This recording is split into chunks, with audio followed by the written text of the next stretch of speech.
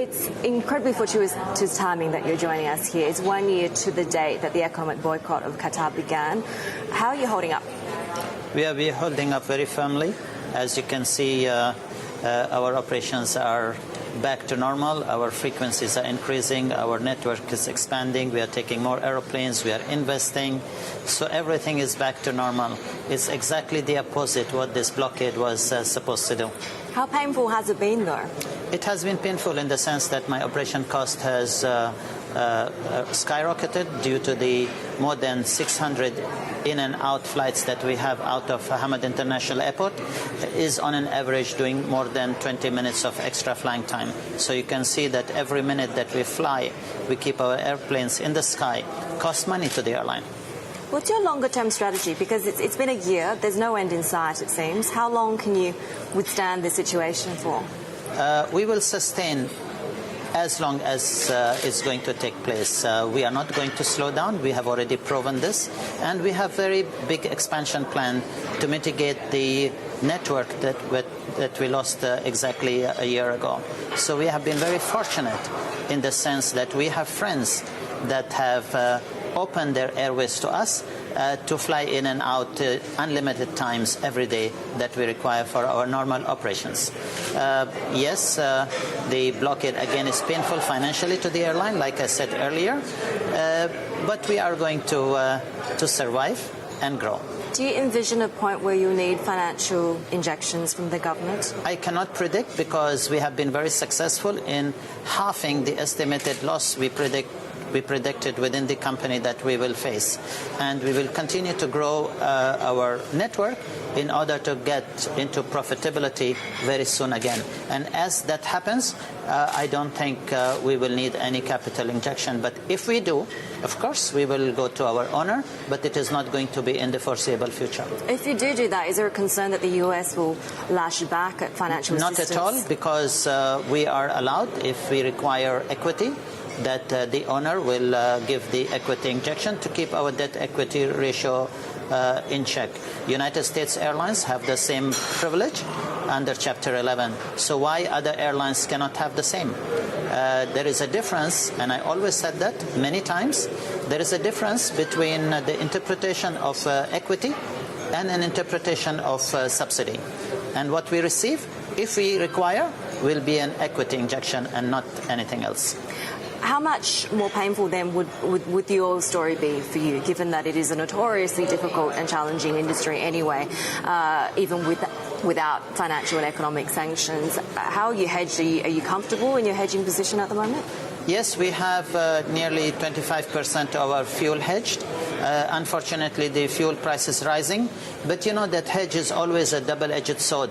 It could go either way. I could hedge at a higher price and then the oil prices drop, or vice versa. So it is always prudent for a CEO of an airline to hedge, but hedge very carefully and very conservatively. It's very much a business-as-usual tone of confidence that you're conveying at the moment. Does that mean you're not looking to reduce the network at all? You're not looking to lease any of the wide bodies to BA? Is that still? I am not going to reduce the network. You know, we have given certain wide bodies to British Airways to mitigate the problems they are having, and this is exactly why we are in partnership. You know, we are an investor, and it is my duty to help them if they need our assistance. And we are not giving them the excess capacity we have. What we have done actually to help British Airways is reduce certain frequencies from our network in order for us to release aeroplanes to help them in this difficult time. What about the issue of infrastructure? It's been a key theme at this event, right? Is that one of the things that concerns you, if oil isn't a major concern at the moment? As a matter of fact, infrastructure is a bigger threat to the growth of airlines than the price of oil. You know, the airports are getting congested. The slots are unavailable in major markets. So it is very important that government starts looking at investing in the infrastructure of the airport. There is today a capacity shortage of more than 1 billion passengers across the globe. So you can imagine how many airports you would need to cater for 1 billion passengers.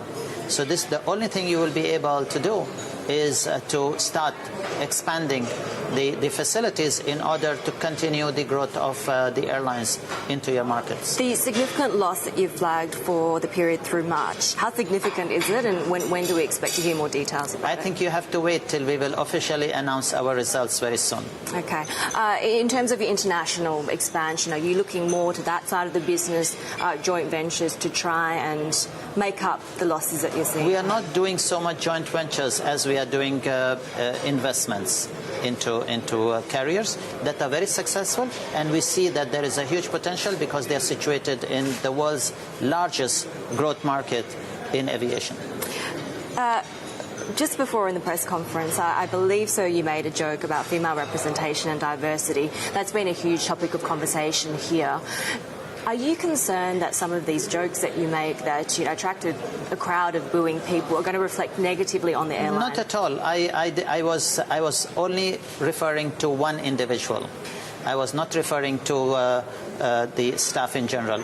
You know, we have more than 33% that are female in Qatar Airways. We have a large number of female pilots. We were the first airline in our region to introduce female pilots. We were one of the first airliners to introduce female engineers. We have even senior vice president level females that work in the airline.